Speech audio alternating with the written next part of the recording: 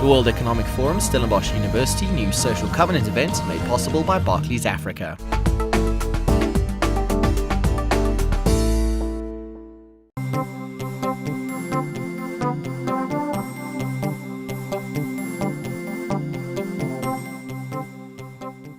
Very good afternoon and welcome to this discussion on a new social covenant coming to you live from Stellenbosch University. I'm joined on the stage this afternoon to my immediate right by Reverend Jim Wallis, who is chair of the Global Agenda Council on Values and president and founder of Sojourners USA.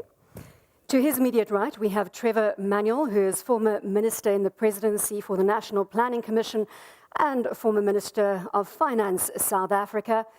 To his right, we have Yach, who is Executive Director of the Vitality Institute for Discovery, and Suzanne Ackerman-Berman, who is the Transformation Director at Pick n Pay.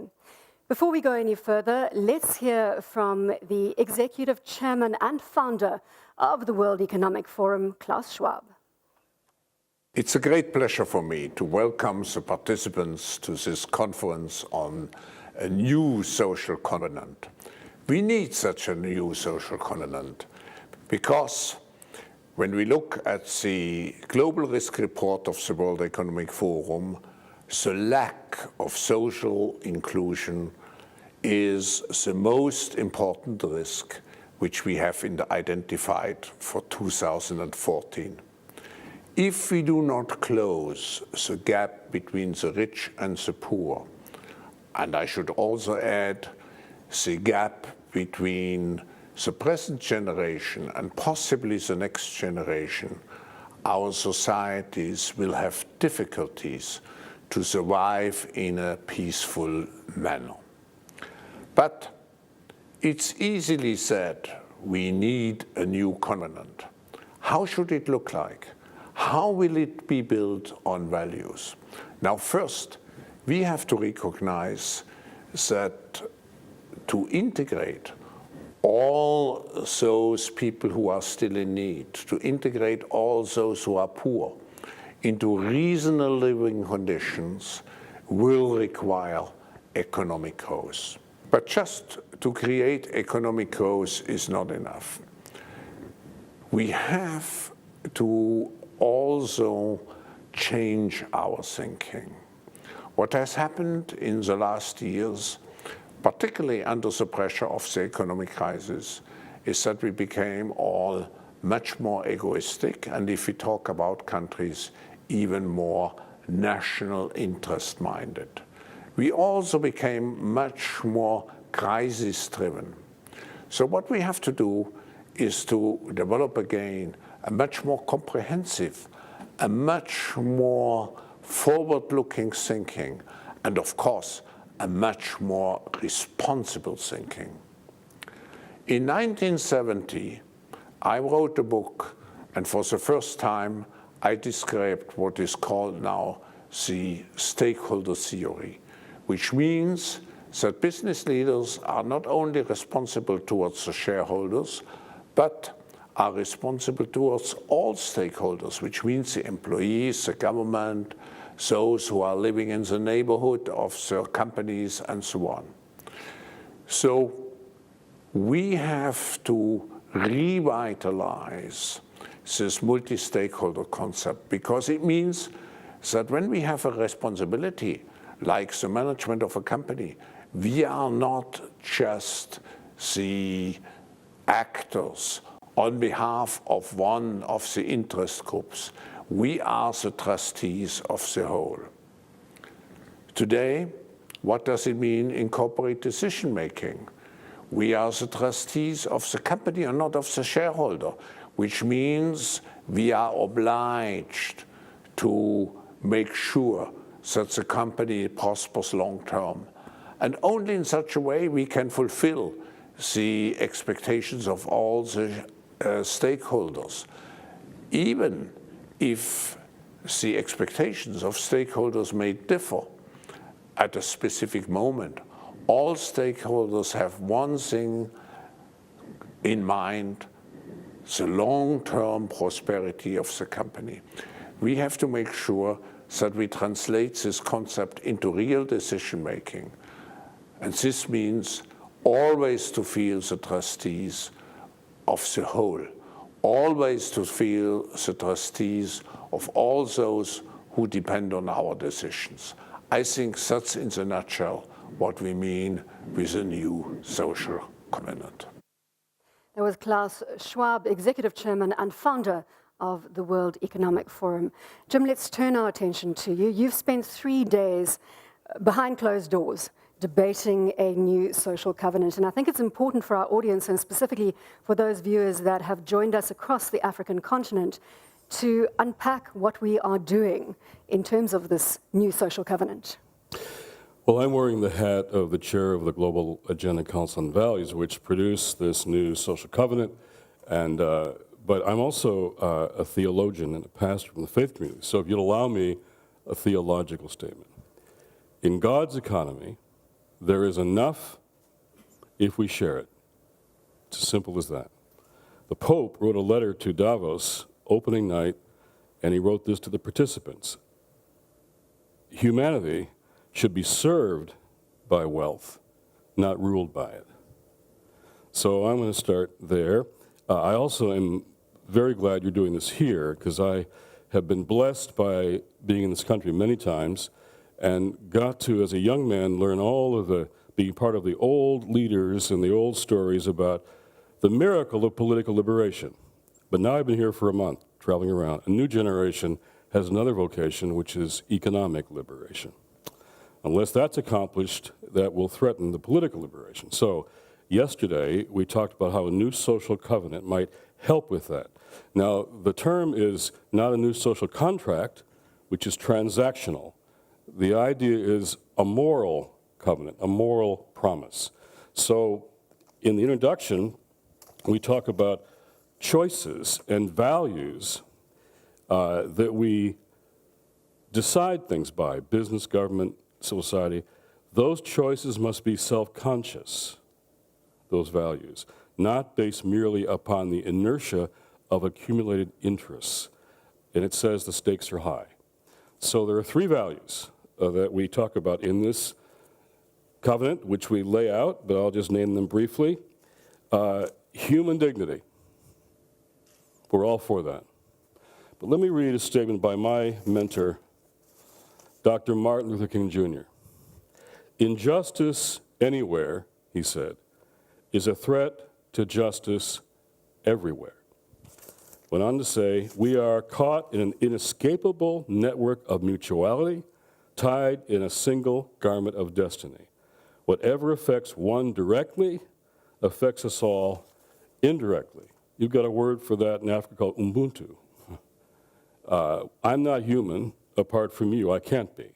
So I would say the loss of human dignity anywhere is a threat to human dignity everywhere. So we lay that out in this covenant. Second is the common good, which is Ubuntu, all for all. A culture of meism. You know, the selfie picture is an icon of the culture of, it's about selfies, it's about me. We've lost the common good in the US, around the world, politics, economics. How do we hold ourselves accountable to that? And Klaus said, shareholders and stakeholders. Stakeholders are those who are not just in the company, but are workers, they're consumers, they're neighborhoods, they're the environment, and future generations. How do we turn a shareholder economy into a stakeholder economy? That's well said by Klaus. Finally, stewardship, which is a spiritual term for sustainability, okay? Here's 2 metrics. Quarterly shareholder profit and loss statements. If that's our only metric, we're in serious trouble. Indigenous people say you evaluate decisions today based on their impact on the 7th generation out. Very different time frame there. Short-termism in politics and economics is why we're in the situation that we're in. How do we change our metrics? So we go through what I call in the covenant, I'll close with this, I call the uneconomy. Uneconomy. Unfair, unsustainable, unstable, and unfulfilling, and actually making a lot of us very unhappy. So we go through that in the covenant, and we make it clear, talk about this in discussion and values. I love this conversation. But values don't matter if they don't lead us to change our decisions, our decision-making. How we turn ideas into action was our whole conversation yesterday about South Africa. Jim, thanks very much for that introduction. Trevor, I had the opportunity to chat to you yesterday. You said that this whole process is far too polite. It needs to get a little messy. So what do you suggest as the next step? I think that the first thing we've got to do is understand that the paradigm of economic development that we live in is wrong. If you don't accept that, then whatever covenants you have no impact at all. Part of the agenda must be to drive change and to commit to driving change, and to be informed by what we see around us. As an African, I'm very conscious of the number of my fellow Africans who are dying from Ebola right now. There's no vaccine available, there's no treatment available, but turn on your television and you'll see an ad for erectile function disorder, because the emphasis of pharmaceutical companies is wrong. And unless we reorient the paradigm, the incentive structure of what happens in the world is wrong. And this is what we have to get right. Part of it is understanding what the basic needs of people are and ensuring that we don't leave people behind in the way in which we take decisions. So the questions that confront us are about what a good society is. But more importantly, we need to know what is not happening right now. We need to understand why things have gone as badly wrong, because certainly at the end of World War II, there was a clear understanding of togetherness. The Marshall Plan, funded by the United States at the end of World War II, was an endeavor to take taxpayers' money to fix what World War II had gotten wrong. Development happened in countries that had access to the Marshall Plan, but since then, we now live in a world where increasingly we are all compartmentalized and individualized, and there's no sense of social solidarity. And you can't have a coherent, globalized economy without that sense. So the covenant must drive the sense of social solidarity to enable us to actually start fixing things. Once we have the orientation of where to get to, we have to hold decision makers to account for why we aren't making progress. Thanks. Derek, what about the criticism that the people who are debating a new social covenant are far removed from those who are actually going to have to execute on it? Is that fair? I think it's one of those endless debates you can have, and you can, really wring your hands and say, how are we going to get a broader, more inclusive group? Let's have everybody around the table and keep talking forever until you have everybody giving their word. Or you can sit back and say, in the discussions that we now have, are sufficient people with enormous power, authority, and capability to play a much more significant role in changing the world for good? And many are. How do we accelerate that? How do we, through all of our major networks, bring in a wider range of people while we are accelerating change, rather than waiting to start when you've had a completely inclusive debate? And I think that having spent many years in other World Economic Forum settings, I saw this move from those kind of debates very slowly in some settings where you continue talking about becoming more inclusive and actually not taking action, to those in the agricultural sector of the World Economic Forum saying a huge problem in Africa is that they are producing, on average, 1 ton per hectare compared to 3 to 5 tons in many other parts of the world. If that continues, starvation and famine will follow. How do we address that? And engaging the heads of state, starting with the Prime Minister, the President of Tanzania, the heads of corporations from the food, agricultural, retail sector, has meant that they're no longer talking, they're growing. And they're growing stuff that's actually going to address these issues. So I think, yes, we could have a better representation, but let's start with what we've got, and we can already make significant impact.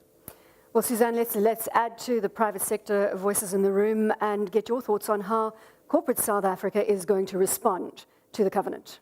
Well, I don't actually think it's only the role of corporate South Africa. I think the role of business in society actually is the one who needs to action and address all the issues that the previous speakers have spoken about. We need to understand what the inequalities in our society are, whether it's the difference between the rich and the poor, the young and the old.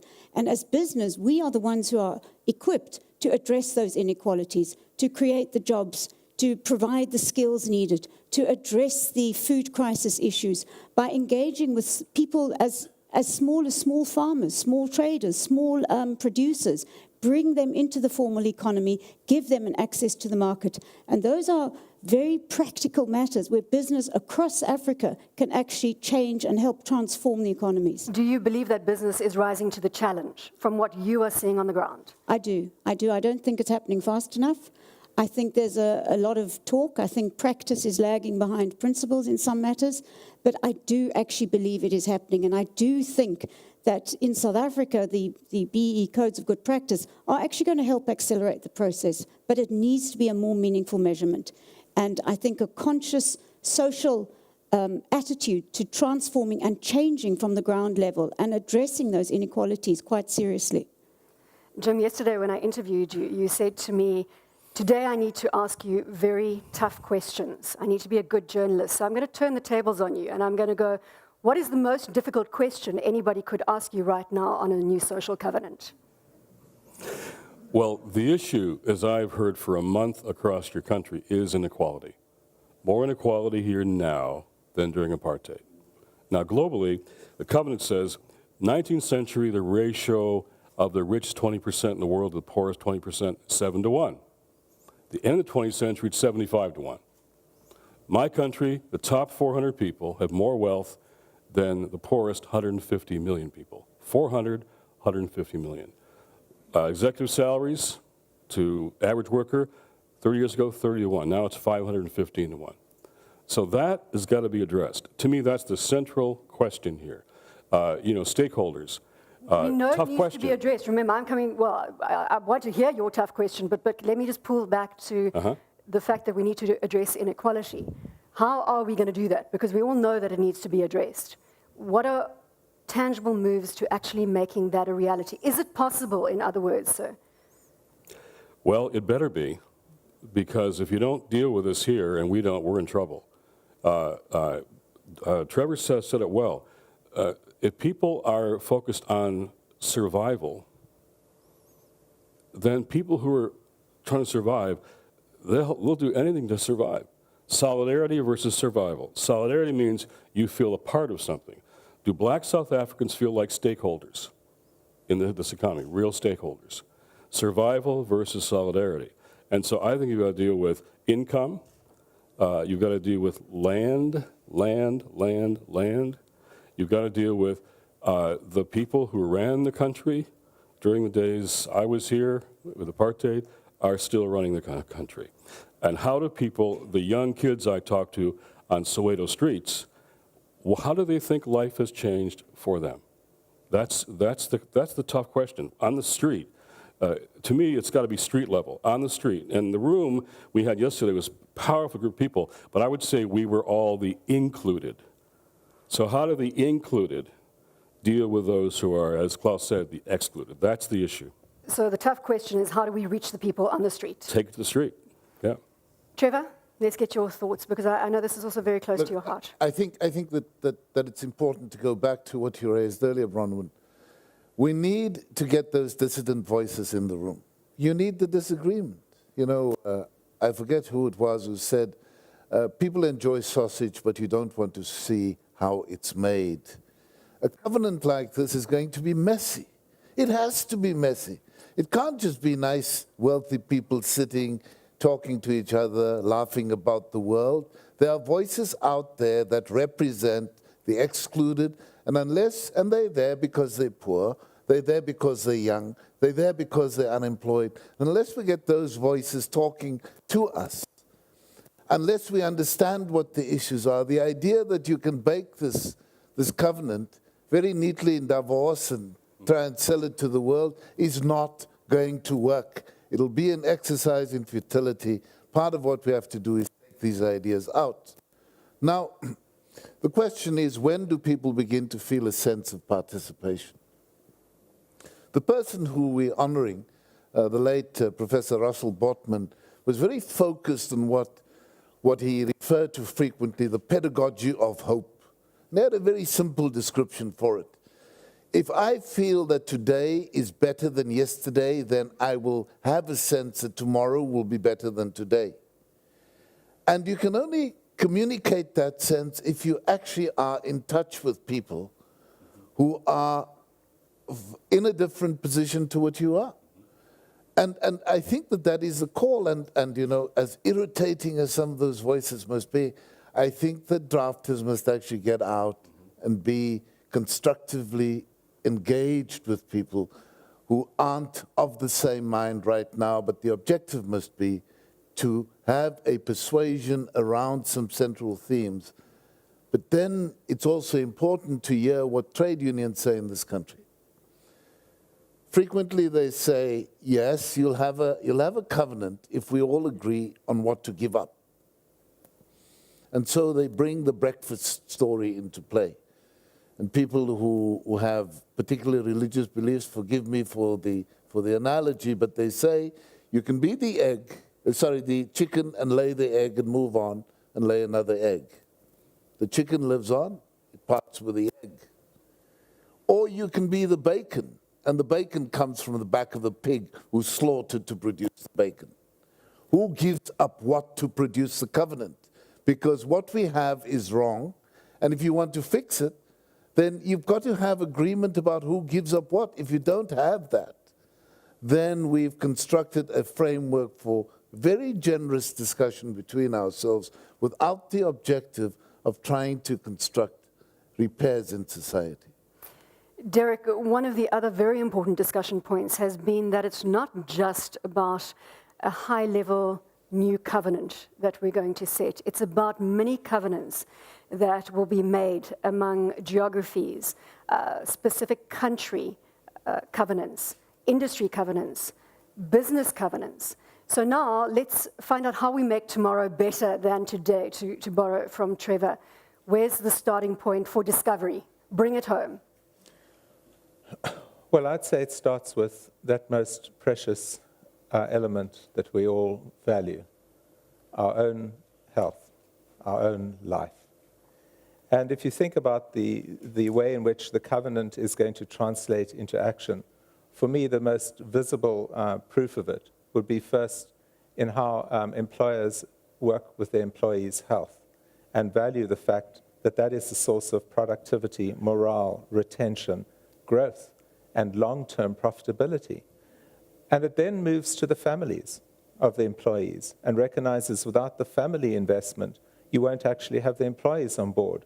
And once you've made that leap, it's not a big jump then to say, well, those families are living in a community, and employers have a responsibility to partner with communities in very different ways.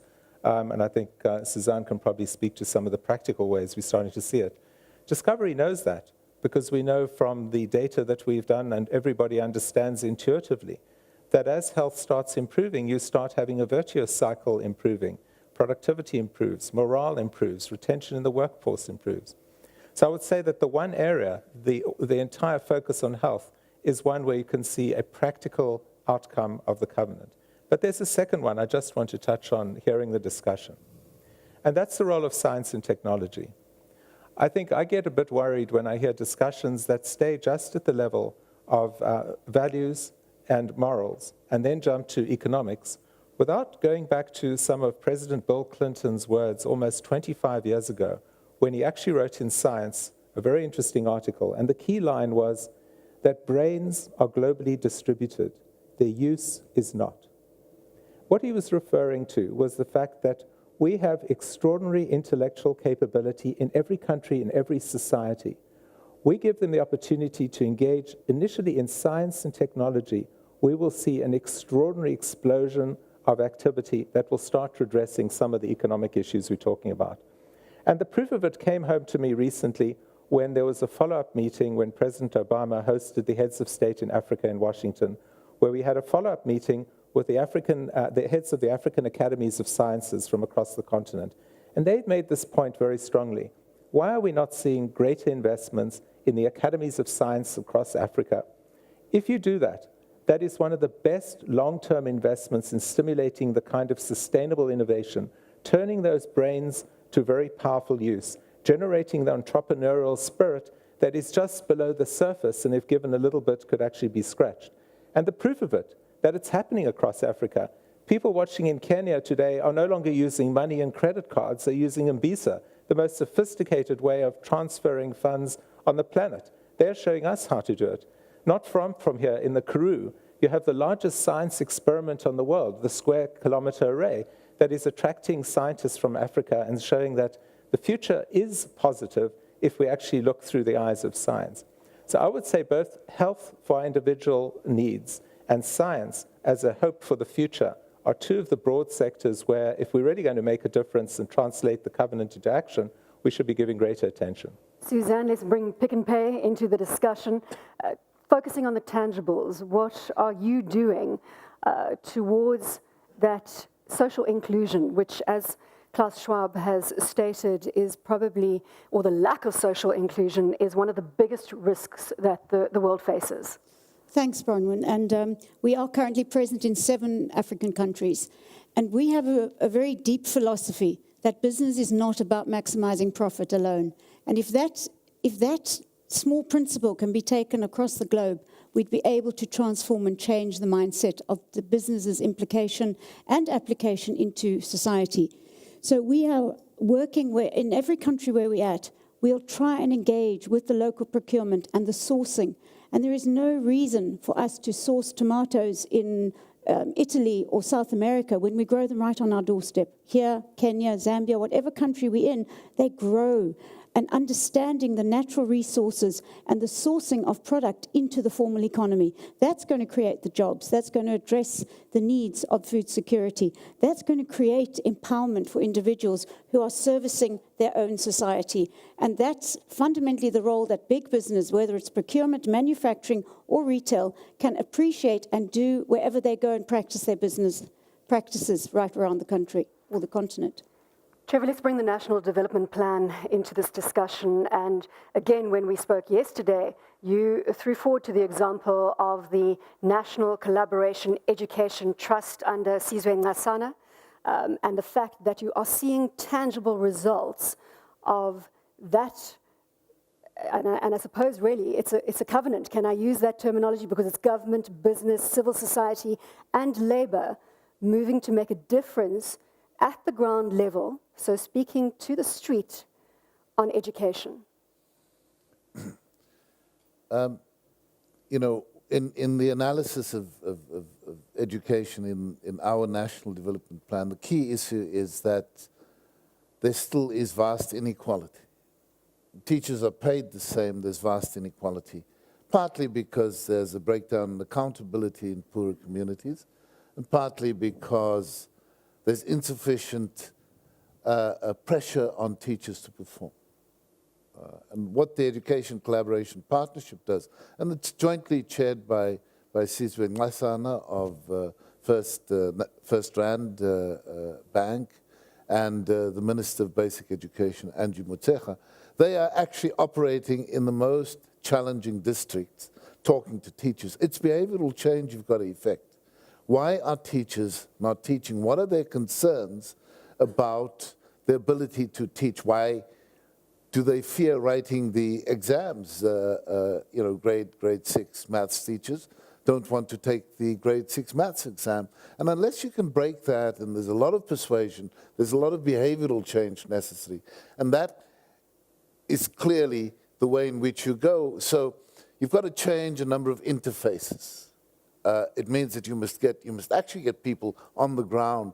One of the interfaces is that interface between teachers and learners, and part of it is about making way for new technology to come in, because in more affluent parts of this society and other societies, learners have access to tablets, they have access to the internet, and they can drive themselves at their own pace. In poor communities, this isn't happening. So that interface is fundamentally important, but similarly, the accountability of the teacher to the manager of the school principal, is important, and that needs to change. And thirdly, the accountability of the school to the community it serves through a parent body is equally important. Now, you can't do these things by remote control. You can't do them by ministerial pronouncements from Pretoria. You actually have to get onto the ground, into the district, and begin to change it there. The one lesson, and last Friday there was a report to the President and ministers on work done in the past year. The one lesson from this is that it's slow and tedious work, step by step. But if you are committed to change, then you've got to drive it there. I don't think that on the education budget alone, big as it is, it would be bringing in outside catalysts would be affordable. And so the involvement of the private sector is important. But we need to do the same stuff in the provision of health care, because we're seeing the gap between private provision in this country and public provision. And the ratio is very interesting. About 18% of South Africans have access to private care through medical aid. And the expenditure is roughly equivalent, so 80% of people use a system that is actually incredibly overburdened and can't cope. You've got to fix the health system, because if we fail to do that, I think that the sense of hope and care within this democracy is going to be severely under pressure. Jim, you want to weigh in here? Trevor said something really important in his opening comment. He said the existing paradigm is wrong, okay? Klaus pointed to that. Economic activity by itself will not solve the problem. Economic activity doesn't necessarily help. Jim Kim, the new president of the World Bank, says this. He says, all his predecessors said, activity ends poverty. Not true. You've got to aim at it. You've got to aim at it. So how do you aim economic activity at ending poverty? There's a new generation of young business people who think of themselves as social entrepreneurs, what I call purposeful business. They want to use business for the purpose of reducing inequality and poverty. See, what do you do? We had this panel at Davos in 2009 after the big crisis, and our panel, first time they had a session on values in the market. And we said, what do you do when the invisible hand, Adam Smith's invisible hand, lets go of the common good, lets go of Ubuntu? How do you redirect? The market by itself will not solve this unless you aim at specific goals. So I love that paradigm being wrong. And in the US, financial capital, the finance part of it used to be 12% of corporate profits. And when that happened, they could say they were facilitating productive capitalism. Financial profits now in the US are 47% of corporate profits. When that happens, something has gone wrong. Money, making money, producing, accomplishing nothing, but making more money from money. Jim, That's Trevor mentioned that this is going to take a long time. And we don't have the luxury of time on our side. If we do not move quickly to resolve this issue of economic inequality, of closing the gap between the rich and the poor, we are going to face some very serious challenges in the very short term. What do you make of this discussion on time? You know, how do you change social norms is the question.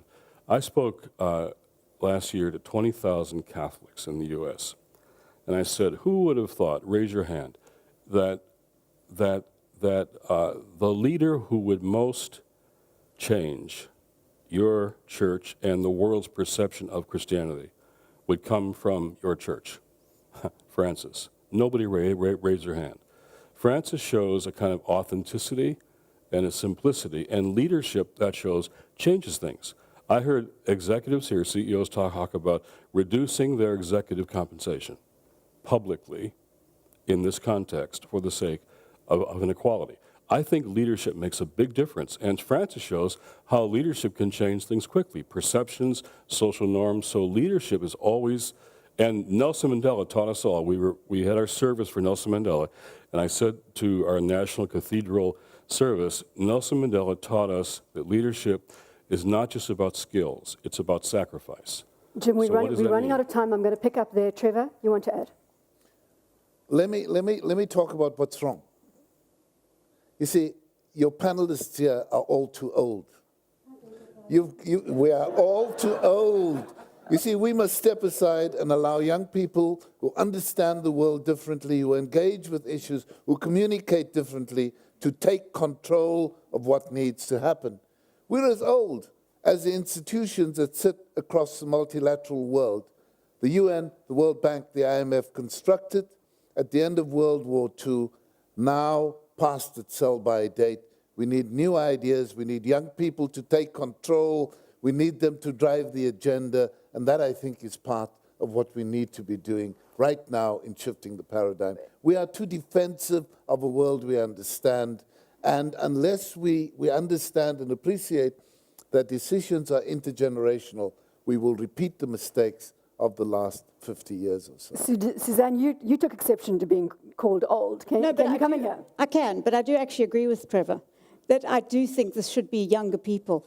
And I work a hell of a lot with amazing young entrepreneurs. We run 2 entrepreneurial academies.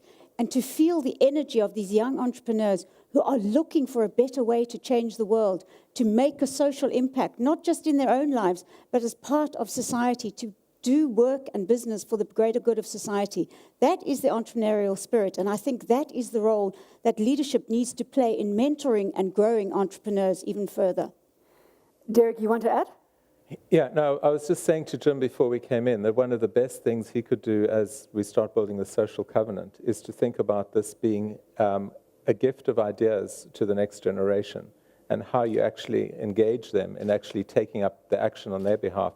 One of the ways I think that we fail to actually make tomorrow real is to fail to build on work that I think Clem Sutner did very well for all of us when he painted the scenarios all those decades back on what would be the consequences of inaction or continued status quo. I think now we need to be thinking about doing that again, so we get a shared sense of some realities, that there are certain demographic realities and inequality realities that are going to happen over the next decades unless we act dramatically. And then there's some positive trends, and they are being driven by young people, and they tend to be in the field of science, technology, and entrepreneurship. Very different ways forward that could give us a way out of some of the problems. Mr. Manuel, yes. I got my theology of hope from South Africa, from the old leaders in the old story. I've been here for a month, and Trevor's right. The new generation of leaders here is trying to say political liberation was their agenda. Our agenda is economic liberation. I'm feeling hopeful again by what I'm seeing with the new generation here in South Africa. Trevor, I have a solution. I see a number of young faces at the back of the room and a number of hands gone up, so we're going to change the dynamic quickly and bring in some voices. If you could please deploy the mic. Thank you, and if you could stand. Thank you very much, Bronwyn. Tulani Fagut, I'm a global shaper from the Johannesburg hub. It's very interesting panel, and I agree that the conversation needs to include more young people because we are ultimately going to take this conversation forward. Susan, I'm not necessarily convinced, that you've led that inclusion of the excluded, particularly at Pick n Pay, which is such a huge retail chain. And I say this specifically because I'm looking at your B certificate, and as Pick n Pay, you are sitting at a level 6. It's a bit concerning for me that out of a possible 20 points for preferential procurement, which is buying from local suppliers, you only score 9 points out of that. It's particularly even more concerning that for skills development, you only score 5 points out of the possible 15. I would have expected that, as the head of transformation of Pick n Pay, you will be driving that change and ensuring that you are indeed empowering more and more people within the Pick n Pay group across all the retail chains that you have. Because when the new codes of good practice come into effect next year in April, the level 6 that Pick n Pay is sitting at will end up being a non-compliant status in 2014 when the new codes come into effect. Thank you very much. Point taken. Messy enough for you, Mr. Manuel. So do I. Can I Go. respond? How much time do we have? No, thank you very much. And I'm actually so pleased someone mentioned that, because the actual measurement tool is wrong. Is that messy enough for you, Mr. Manuel?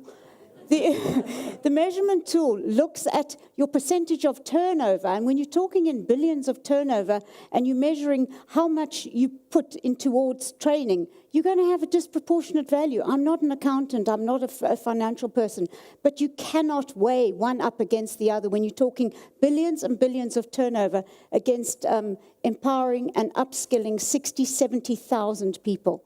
That's the first point. The second point is we are a family-controlled company, and we have no qualms about that at all. And we cannot suddenly just give away the company to, into the hands of black people. We don't want to, because the minute we want to give away the ownership of the company, we won't be able to do the upliftment and the empowerment and the giving back and the growing of communities. Currently, we give away over 8% of our post-tax profits to the empowerment of individuals, communities, and staff.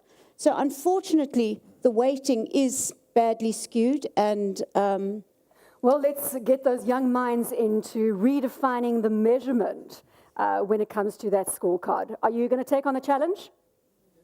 Got it, right.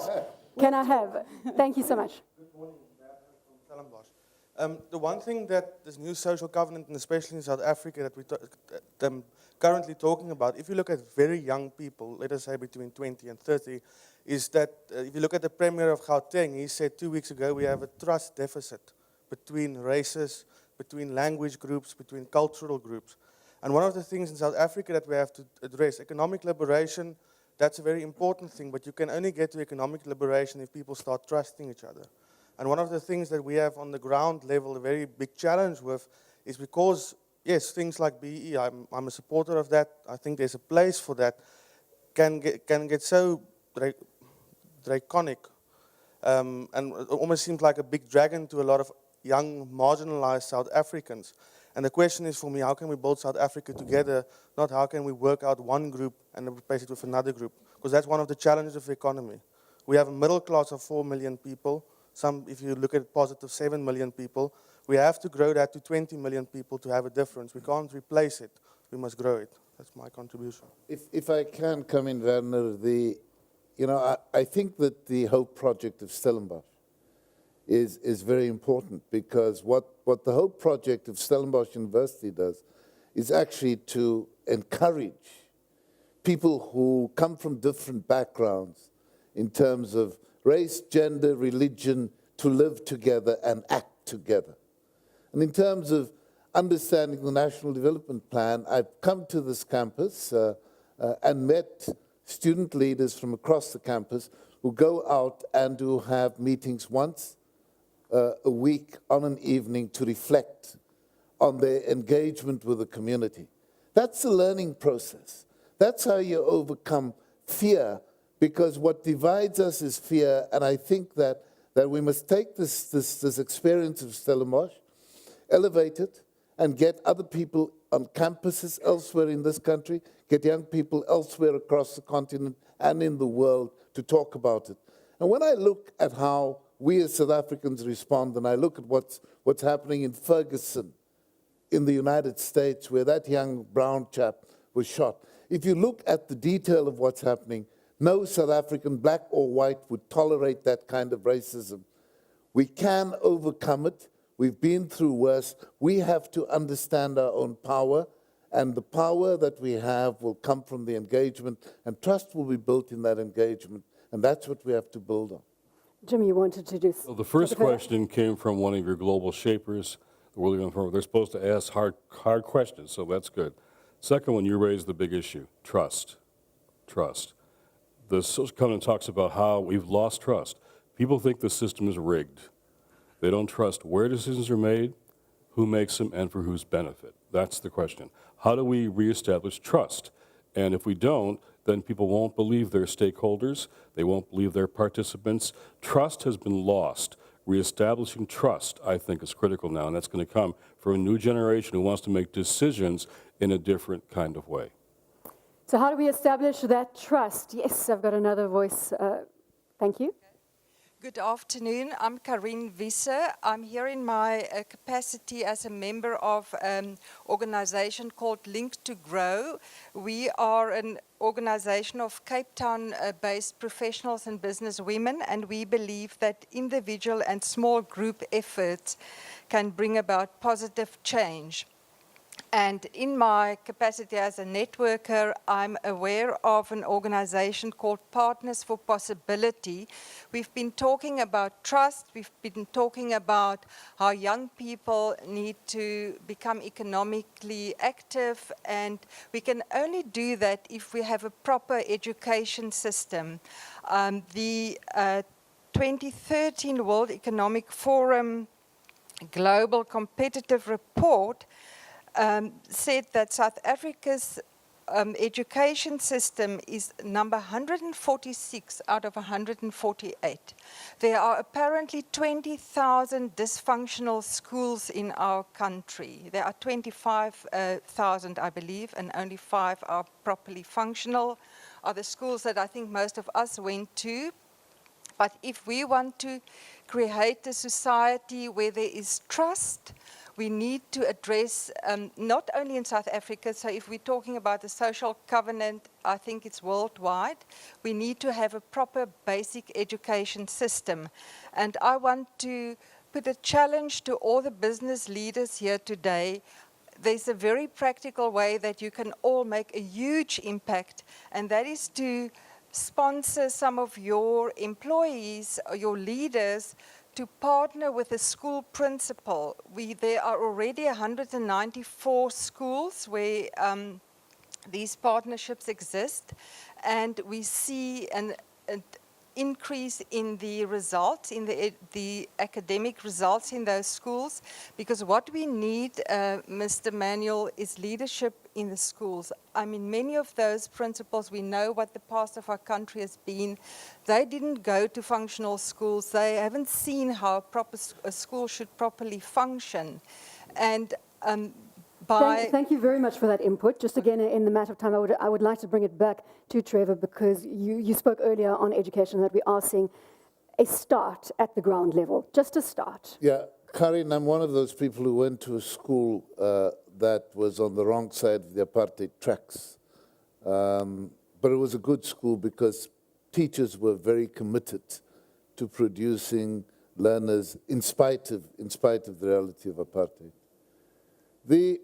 I think the issue, and I'm sitting here listening to you, and there's a program that's run that I find exceedingly impressive, because part of what we're not doing is taking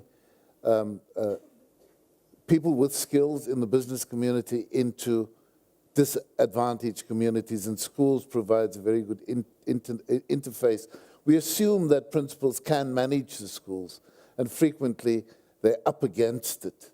And this program actually takes business leaders, places them with principals, they engage, they adopt, and this has been magic, because part of what they do is develop an appreciation of the deficit in terms of equipment and so on, and go back into the workplace and motivate their friends and associates and colleagues to contribute. And that is how change happens. And most people want to make a contribution. Most people feel loved and appreciated. And they also express that same pedagogy of hope when they engage, and they're encouraged to do so. And I'm sure by the end of the program, the name of the project and the names would have come to me. But it's that we have to do, so that we don't look at this thing. I don't quite buy the number of so many schools that are dysfunctional, but I think that we can do better. It's supporting the school environment, because there are skills available to spread. Thanks.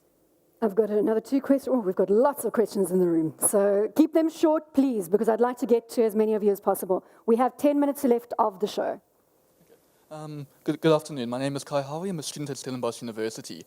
If we consider the global economy as a whole, and also the South African domestic economy. Our economy is moving in a direction in which skills are rewarded, and people who possess skills become more and more employable. People without skills are often destined for a life of poverty. If we consider the provision set out in the National Development Plan, for example, especially in the baseline scenario set out in the provision for the employment opportunities, where basically the economy is stagnant and it's not growing, the provisions there set out that the government will take the role and create infrastructure projects, hopefully creating jobs.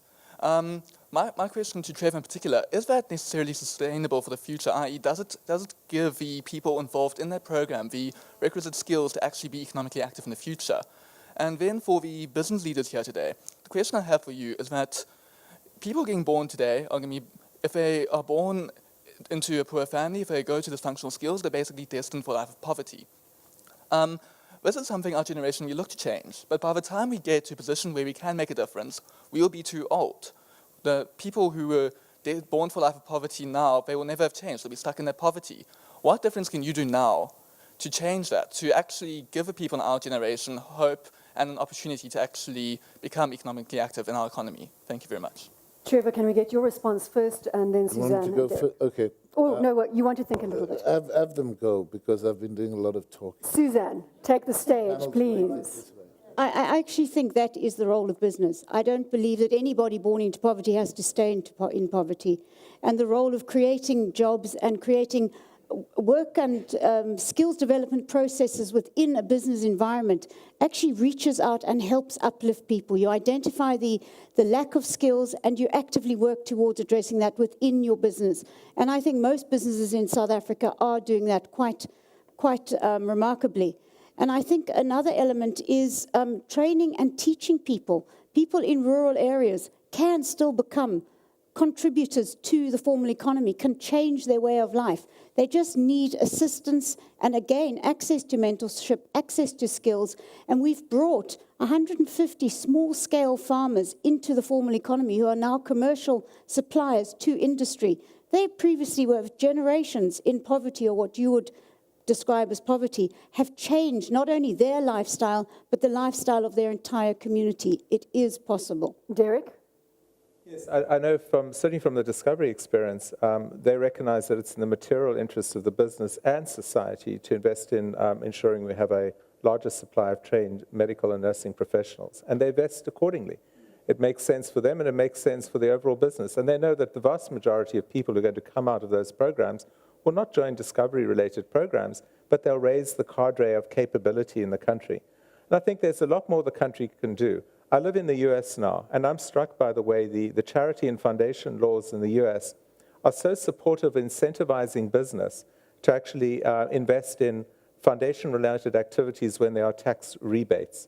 The incentive structure in this country actually do very little to accelerate what could be even greater investment in educational and scientific and knowledge creation among universities and schools.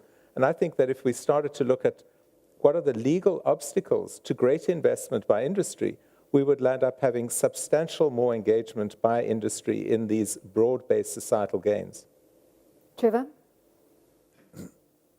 The first point I'd like to make is that we have to develop a perspective on active labor markets. So I think the first and very important step is getting people into the labor market. And the second issue, and it's contained in the white paper on higher and further education, is pathways. And part of what you need is an approach to join up the different paths. So you can start in FET College, or now called vocational education training colleges, and move from there into university with recognition for what you know and what you've learned, and move through. And that's very important. In fact, last night we were at an event at the University of the Western Cape, and where Russell Botman was also recognized. And one of the issues raised there was somebody who she was a domestic worker, came, she eventually found a job as a data capturer. She now is a Fulbright scholar. That speaks to active labor market policies and using those examples to encourage other people who come from disadvantaged communities to be involved in this change, I think is fundamentally important.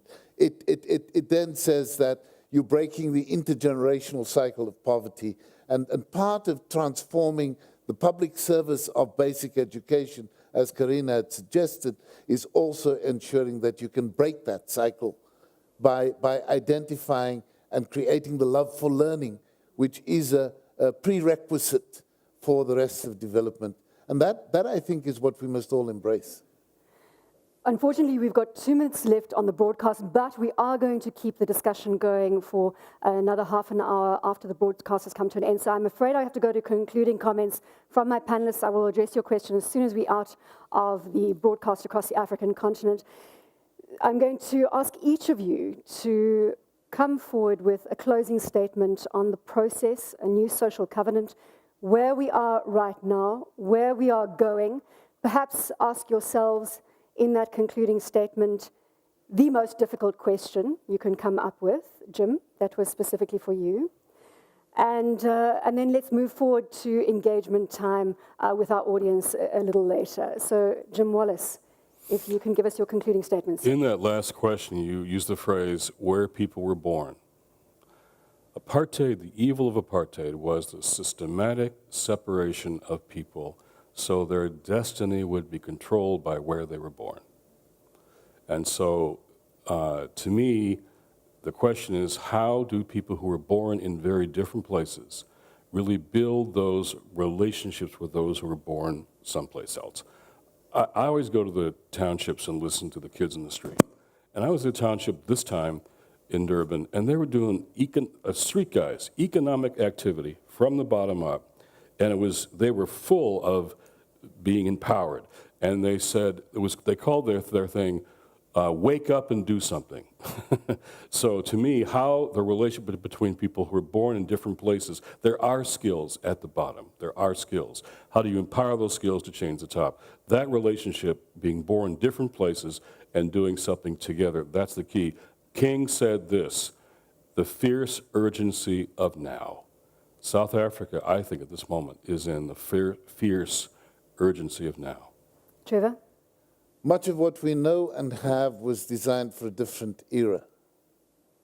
You know, learn from Nelson Mandela, he was prepared to serve one term and step aside. And that, you can only do that if you have courage and confidence in the ability of others to take the requisite decisions. I'm saying to my generation, step aside, allow the next generation to come through with thinking appropriate to time and circumstance. That, for me, is a big driver of change.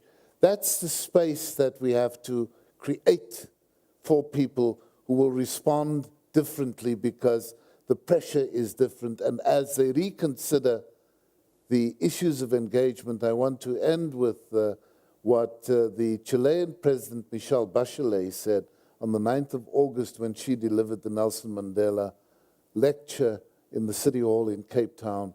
She said that our model of democracy, which has periodic elections and then people sitting there, is inadequate for the circumstance where communication between people happens differently. We need to think about how we create representation and close the link between those who take decisions and people's everyday lives. It means that we've got to think anew about how democracy should function. Thank you. Derek, between you and Suzanne, I've got 1 minute left, so 30 seconds each. There's been very little progress in any country which has failed to invest in health, the health of their people through basic government infrastructure and the health of their employees through the workplace. That was being supported by the World Bank for 20 years. It was recently restated by Larry Summers in a Lancet commission.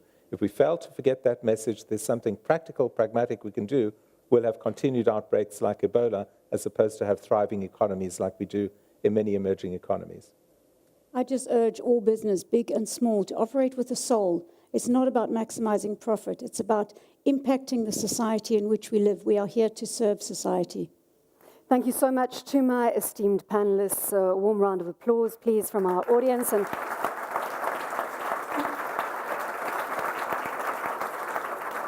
And thank you for all your interaction. That brings us to the end of this discussion on a new social covenant, coming to you live from the University of Stellenbosch.